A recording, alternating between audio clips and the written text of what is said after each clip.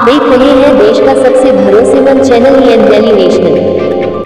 नमस्कार, आदाब, सत श्री अकाल। इस वक्त हमारे साथ गोरखपुर में मेरी टीम मौजूद है। हमारे साथ पीस पार्टी के राष्ट्रीय अध्यक्ष डॉक्टर अयूब यहाँ पर मौजूद है।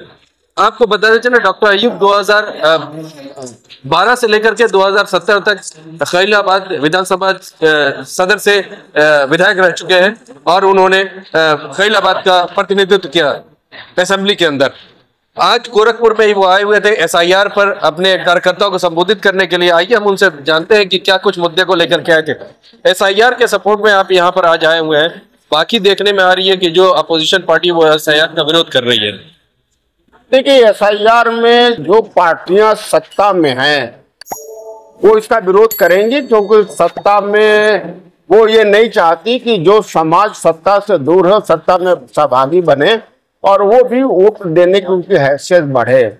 जो हमारा आकलन है, जो हम सभी ने सर्वे कराया है पूरे प्रदेश में, जो भी समाज हो, चाहे वो पिछड़ा हो, दलित हो, मुसलमान हो, सवर्ण हो, जो भी समाज सत्ता छीन नहीं रहा है, जो समाज सत्ता में शासन नहीं किया है, वो समाज का नाम वोटर लिस्ट में दर्ज 30 से 35 से 40% नहीं है।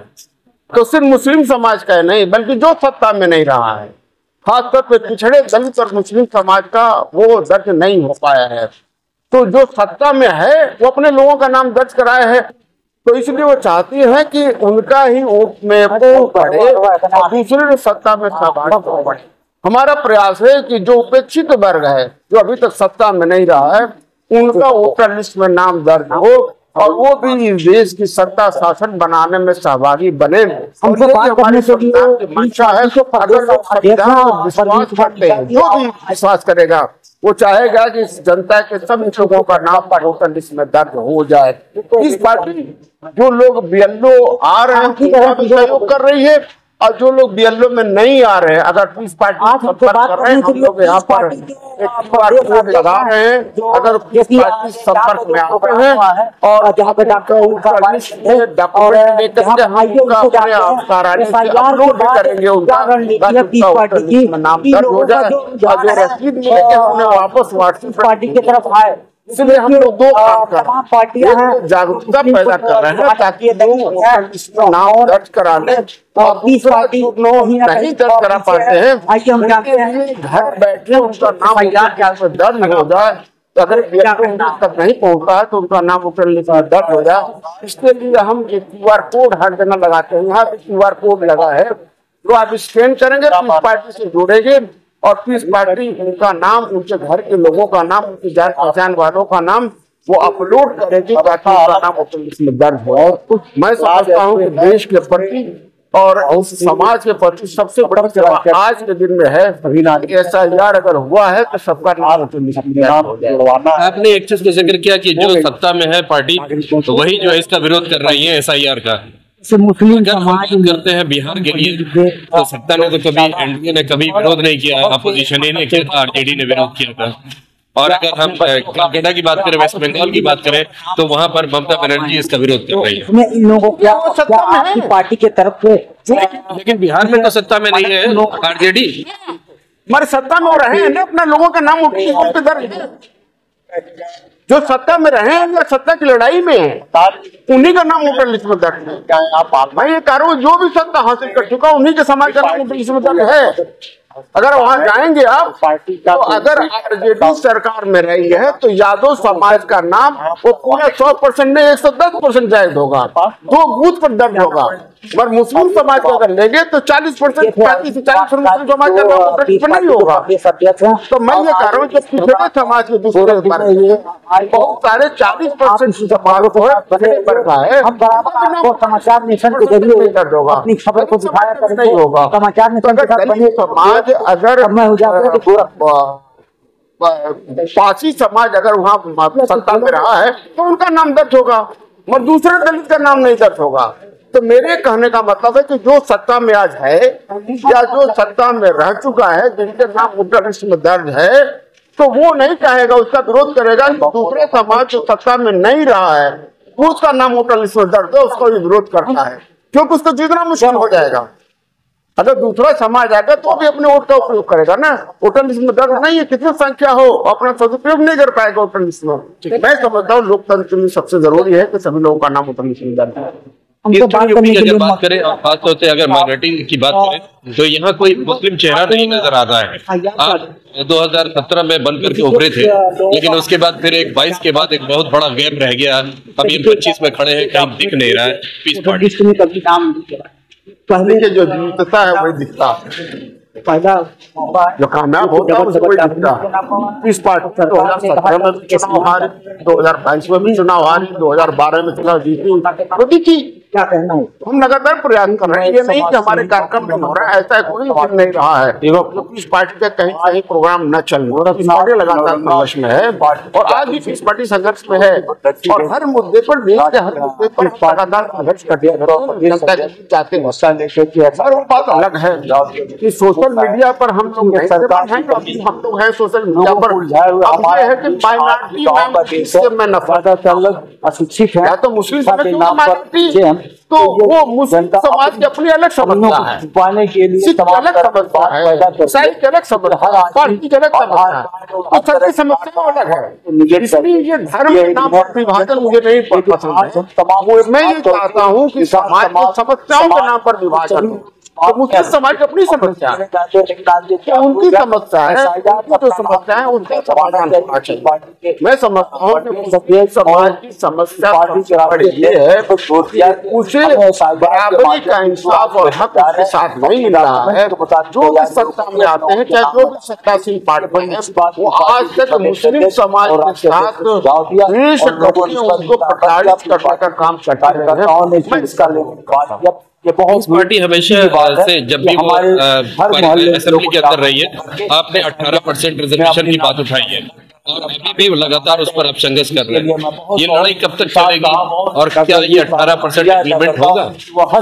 उत्तर प्रदेश की बात करें तो 18% तो समाजवादी पार्टी का अधिकार होता है, 18% कहीं से बनता नहीं। मानना चाहिए जो मंडल कमीशन ने कहा होता है, जो कमीशन ने कहा है, जो कमीशन ने कमेंट किया, मकबूल मत हो। ये दोनों सच्चर दिल्ली हाई कोर्ट के जस्टिस है, रंगनाथ मिश्रा साहब सुप्रीम कोर्ट के चीफ जस्टिस है और कमीशन ने जो रिकमेंड किया सरकार ने दिखाते रहे। मैं चाहता हूँ कि मंडल कमीशन के रिकमेंडेशन को, सच्चर कमेटी के रिकमेंडेशन को और रंगनाथ मिश्रा कमीशन के रिकमेंडेशन को सरकार लागू करे। वो इंसाफ वाली बात है, राजनीतिक बात मैं नहीं करना चाहता। मैं चाहता हूँ उन्होंने रिकमेंड किया है कि मुस्लिम समाज को और ईसाई समाज को जो अनुसूचित जात का आरक्षण धर्म के नाम पर नहीं मिल रहा है, उस समाज को अनुसूचित जात का आरक्षण मिले। ये काम किया। उन्होंने ये भी कहा कि जो पिछड़े वर्ग के लोग मुस्लिम समाज के लोग हैं उन्हें 8.4% 27% में उनका हिस्सा अलग कर दिया जाए, क्योंकि 8.44% की हिस्सेदारी बनती है पिछड़े समाज की, मगर उन्हें 1% में नहीं मिलता। दलित समाज से बिल्कुल बाहर है वो। तो वो ये इंसाफ है ना, ये हमारा संवैधानिक व्यवस्था है कि धर्म के नाम पर, मजहब के नाम पर किसी के साथ भेदभाव नहीं हो सकता है।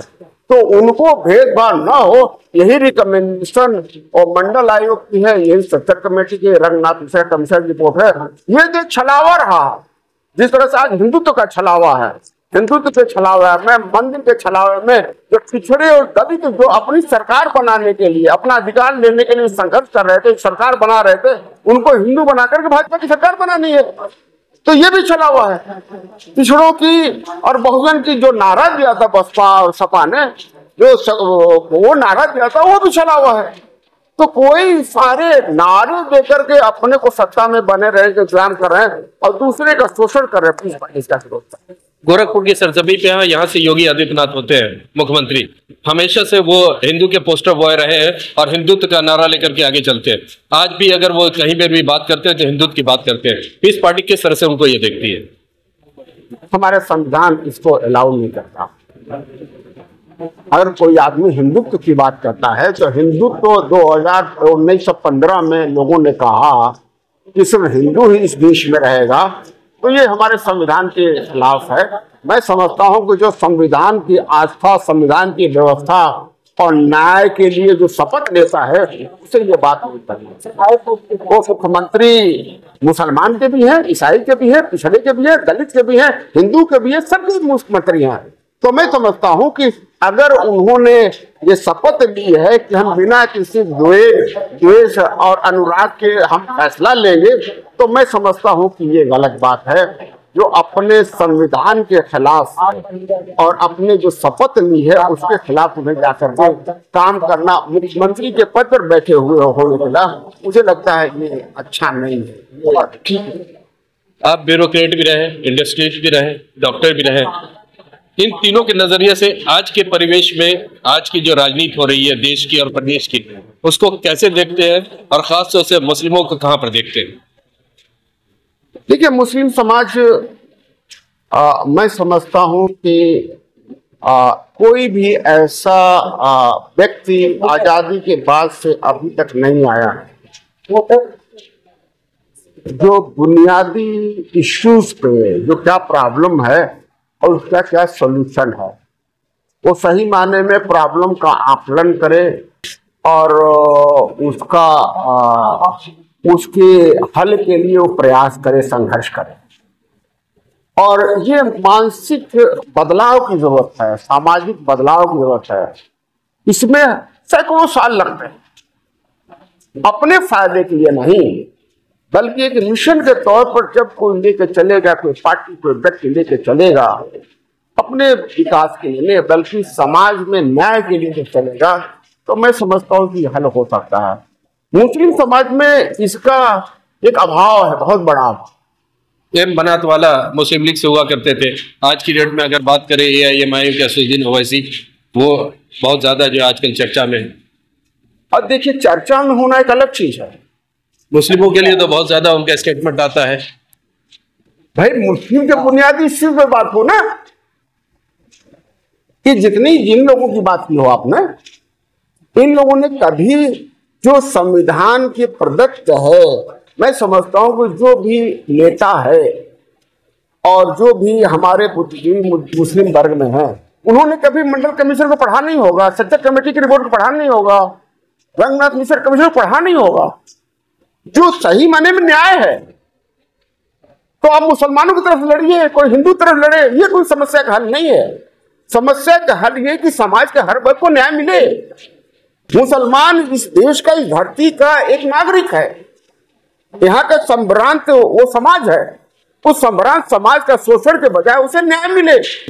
और न्याय देने के लिए सच्चर कमेटी ने और मंडल आयोग ने और रंगनाथ मिश्रा आयोग ने न्याय देने के लिए उन्हें उपाय बताया है, पर कांग्रेस की सरकार ने उस पर अमल नहीं किया, जनता दल सरकार ने उस पर अमल नहीं किया, भाजपा सरकार ने उस पर अमल किया, उस पर अमल नहीं करते।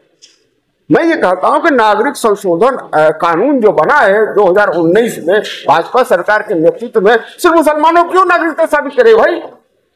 अगर ये कानून है तो हमारे संविधान के खिलाफ है। इस कानून के खिलाफ इस पार्टी सुप्रीम कोर्ट में मुकदमा लड़ रही है, तो इस कानून के खिलाफ मुकदमा लड़ रही है। और ये अगर है तो मैं समझता हूं सभी लोगों को इसके साथ देना चाहिए। मगर कांग्रेस ने, सपा ने, बसपा ने इसको सहयोग किया इस कानून को पास करने में। जो मुसलमानों की जैसी अपने आप को कहते हैं उन्होंने सहयोग किया, पर इसके खिलाफ तो नहीं कोई बोलता। तो मैं ये चाहता हूं कि जो भी जिन लोगों नेताओं का आपने नाम लिया है उनके अपने उद्देश्य है। इस पार्टी का उद्देश्य है कि समाज में समरसता रहे, धर्म के नाम पर तनाव नहीं हो, इससे समाज और देश का नुकसान है। कोई आदमी कहे कि हम भारत माता की जय नहीं बोलेंगे चाहे गले पर चाकू लगा दिया जाए, तो इससे मुसलमान को क्या लेने देना? इससे मुसलमान किसी चीज से कोई फायदा नहीं है। इमोशन में आप भाजपा को हराने के लिए इमोशन फैला करके मुसलमानों को आप जहन्नम में ले जा रहे हो, दुनिया में बर्बाद कर रहे हो, आखिरत भी उसका बर्बाद करा रहे हो आप। तो मैं समझता हूँ गलत तरीका है, मुसलमानों को मदद नहीं है बल्कि मुसलमानों को दुनिया और आखिरत दोनों बर्बादी है। तो मैं समझता हूँ कि वो चीज होना चाहिए जो हमारा संविधान कहता है। संविधान वही कहता है जो हमारा दीन कहता है, दोनों में कोई फर्क नहीं है। लोग कहते हैं संविधान दीन में फर्क है, कोई फर्क नहीं है। संविधान भी बराबरी सबके लिए बात करता है, हमारा दीन भी सबके लिए बात करता है। हमारा रब सिर्फ मुसलमान का रब नहीं है, हमारे नबी सिर्फ मुसलमानों के लिए रहमत नहीं है, सबकी इंसानियत के लिए है। तो मैं समझता हूं कि इस तरीके से काम किया जाए। और हमारे कोई आदमी इसके लिए नहीं आया है ना, अपनी जिंदगी लगा दे, इसके लिए कोई नहीं आया है, मगर ये चलना पड़ेगा, मिशन चलाना पड़ेगा। 27 में पीस पार्टी का डायरेक्ट किससे मुकाबला होने जा रहा है? कौन आपके विरोध में? हमारे विरोध में वो सभी लोग हैं जो संविधान विरोधी है, समाज विरोधी है, इस देश के विरोधी है। पार्टी का नाम लेना पसंद करेंगे? जो विरोधी है, समाज के विरोधी है, मैं तो कह रहा हूं सभी है। जिसने शपथ ली है संविधान की, अगर संविधान की शपथ समाजवादी पार्टी के अखिलेश यादव ने ली है, अगर किसी अनुरेग द्वेष की बात नहीं की है, सबको न्याय की बात की है, तो मुजफ्फरनगर के दंगे के 50,000 शरणार्थियों की मदद करने के बजाय उसी वक्त जब मुसलमान कीड़े मकोड़े की तरीके से मर रहा है, तो उस मुख्यमंत्री को वो सैफई में डांस नहीं देखना चाहिए, इसे शोभा नहीं देता। 332 करोड़ रुपया लगा के सरकार का, वो शोभा नहीं देता वो डांस देखे कि मुन्नी बदनाम हुई डांस देखे। 1980 मेरठ का भी तो जिक्र कीजिए। भाई मैं तो सभी की कहता हूँ, आप सीधा नाम ले रहे हैं अखिलेश का, आपने किसी और का नाम नहीं देता हूँ। जवाहरलाल नेहरू ने संविधान के विरुद्ध सबसे पहले काम किया। 26 जनवरी 1950 में इस देश का संविधान लागू हुआ। वो कहता है कि इस देश में धर्म के नाम पर किसी के साथ विभेद नहीं किया जा सकता। और 10 अगस्त 1950 को वही जवाहरलाल नेहरू के प्रधानमंत्री के नेतृत्व में कैबिनेट ने फैसला किया कि सिर्फ हिंदू दलित को अनुसूचित जाति का आरक्षण दिया जाएगा। तो ये क्या संविधान और देश और समाज के विरुद्ध नहीं है? क्या उन्होंने मुसलमानों के साथ साथ और समाज के लोगों का अन्याय नहीं किया? अपने को सेकुलर कहने के कैसे हकदार हो सकते? हमारा सेकुलर संविधान है, अपने को खाते सेकुलर है, अब मुसलमान को देश धर्म के नाम पर वो अनुसूचित जाति आरक्षण से बात करते हैं। मुसलमान प्रधानी से लेकर के लोकसभा तक चुनाव नहीं लड़ सकता, सरकारी नौकरियों में जा नहीं सकता, 1/4 सरकारी नौकरियों में, तालीम में हिस्सा, डॉक्टर इंजीनियर नहीं बन सकता। तो मुसलमानों को कमजोर करने की साजिश तो कांग्रेस ने की है, खुद प्रधानमंत्री जवाहरलाल नेहरू ने की है। लोग कहते होंगे कि वो इंसाफ पसंद आदमी है, सेकुलर आदमी है, मैं तो कहता हूँ सबसे बड़ा कमजोर आदमी है, जो धर्म के नाम पर समाज के लोगों को बांटे, जो संविधान के खिलाफ काम करे। तो मैं तो ये कह रहा हूं कि कोई बचा नहीं है, कोई पार्टी ऐसी नहीं है कि समाज के सभी लोगों को, पिछड़े दलितों को, मुस्लिम समाज को, जो उपेक्षित वर्ग है, सत्ता में नहीं है, उनके साथ न्याय किया हो। मतलब सीधे सीधे हम मान लें कि 2027 में आप अकेले चुनाव लड़ रहे हैं, और शायद बिल्कुल नहीं लड़ रहे हैं अकेले चुनाव, हम रहेंगे, पार्टी रहेगी। पीस पार्टी की बात कर रहे हैं, पीस पार्टी हमारे साथ तो सारा वर्ग है जिसको अभी तक न्याय नहीं मिला है, वो शोषित उपेक्षित वर्ग, जिससे हम अति पिछड़ा, अति दलित और मुस्लिम समाज कहते हैं, जिसमें गरीब श्रवण कहते हैं, वो सभी हमारे साथ रहेंगे इंशाल्लाह। और सभी ने हमें जिताया है, मजबूती से हमें हमारे साथ खड़े रहे। वो सभी लोग जिनको अभी तक न्याय नहीं मिला है, वो सभी लोग जो हिंदुत्व के नाम पर ठगे गए हैं, वो सभी लोग जो पिछड़े और दलित के नाम पर ठगे गए हैं, वो सभी लोग जब मंदिर मस्जिद के नाम पर ठगे गए हैं, चाहे वो मुसलमान के नाम पर ठगे गए हो, चाहे हिंदू के नाम पर ठगे हैं, वो सभी लोग जो ठगे गए हैं, जो शोषित उपेक्षित हैं, जो प्रताड़ित हैं, वो सभी लोग इंशाअल्लाह पीस पार्टी के साथ 2027 में रहेंगे। और हमारी एक सरकार बनाने में 2027 में अहम भूमिका इंशाअल्लाह होगी। ये तो डॉक्टर अयूब साहब, इनका साफ ये कहना था कि 2027 में कहीं ना कहीं ये चुनाव लड़ेंगे और कहीं ना कहीं किंग मेकर की भूमिका में ये नजर आएंगे। यहाँ पर पीस पार्टी के और भी लोग हैं, हम उनसे बात करते हैं, क्या कुछ कहना चाहेंगे आज SIR पे, क्या कुछ कहना चाहेंगे? SIR में पहली बार ऐसा हुआ है कि बहुत ढेर सारे डॉक्यूमेंट ऐसे मांगे गए हैं जो इतनी जल्दी में, शायद बहुत से ऐसे लोग हैं जिन्हें अगर जानकारी नहीं है तो उपलब्ध नहीं करा पाए। और एक साजिश है सरकार की, खास करके भारतीय जनता पार्टी की, कि जो गरीब है, कमजोर है, मजलूम है, चाहे हिंदू हो चाहे मुसलमान हो, उन सबको बाहर करना चाहती है वोटर लिस्ट, ताकि वो अपने वोट का अधिकार का प्रयोग न कर पाए। और हुकूमत जो उनकी अपनी बननी चाहिए, दलितों की, पिछड़ों की, मुसलमानों की, वंचित वर्ग की, वो हुकूमत में ना आ पाए, इस तरह का प्रयास है उनका। और इसी प्रयास के लिए उन्होंने SIR लागू कर। पीस पार्टी SIR का सपोर्ट करती है या नहीं करती है? नहीं, पीस पार्टी चाहती है कि सभी को मतदाता सूची में सरलता से नाम जुड़ जाए। नाम जोड़ना अलग चीज है, एसआईआर अलग चीज है, दोनों दो चीजें हैं। एसआईआर का पीस पार्टी सपोर्ट करती है कि नहीं करती है? नहीं, बिल्कुल कर रही है, लेकिन जिस तरह से इतना क्लिष्ट बनाया गया है, इतना कठिन बनाया गया है, मेरा और पीस पार्टी का भी मानना है कि यह आम नागरिक के लिए बहुत कठिन काम है और इसको सरल करना चाहिए। चलिए, गोरखपुर की धरती से एसआईआर को लेकर क्या संदेश देना चाहेंगे, खासतौर से योगी आदित्यनाथ की धरती, यहाँ से मुख्यमंत्री, जो बोल रहे हैं उनसे क्या मतलब? ऐसा मुख्यमंत्री यहीं से है, एसआईआर से उनसे क्या मतलब? चुनाव आयोग करा रही भाई, यहाँ से क्या संदेश देना चाहेंगे? मंत्री से कोई मतलब नहीं, मुख्यमंत्री से नहीं, मुख्यमंत्री गोरखपुर से है, से कोई मतलब नहीं। गोरखपुर से मुख्यमंत्री है। गोरखपुर से हम मिलकर के चुनाव हरा चुके हैं भाजपा को। भाजपा को 2013 में हम चुनाव हरा चुके हैं भाई। ऐसा कोई बात नहीं, कोई हारने वाला नहीं है, ऐसा नहीं है, कोई हारने वाला नहीं है। तो मैं किसी एक व्यक्ति की बात नहीं करता, मैं तो ये कहता हूं कि उन सभी लोगों का नाम जिनका नाम वोटर लिस्ट में नहीं है, ये बेहतरीन अवसर है उनका डलवाने का। और एक और बात है कि एक अवसर है उन फर्जी वोटर का जो 2-2, 3-3 जगह से लोगों का नाम वोटर लिस्ट में है, उनका नाम हटवाने का। तो मैं समझता हूं कि सबसे बेहतरीन अवसर है और पीस पार्टी इसके पूरे तौर पर सपोर्ट करती है। 25 करोड़ यहाँ की जनता है, आपको लग नहीं रहा ये टाइम स्पैन जो दिया गया है वो कम है? एक साल, एक महीने के, 1 महीने टाइम बहुत है, 1 महीने का टाइम बहुत है। अगर 1 साल दे दोगे तब भी जो नहीं कराने चाहिए नहीं कराएंगे। मुझे लगता है कि जागरूकता होना चाहिए हर मीडिया पर, हर तरीके से। जो सोया है उसे सोया रहेगा, चाहे उसे 1 साल का टाइम दे दो। मैं समझता हूँ कि ये बिल्कुल जेन्युइन टाइम है, 1 महीना जेन्युइन टाइम है, और मैं समझता हूँ कि इसमें सभी लोगों का नाम दर्ज हो जाना चाहिए।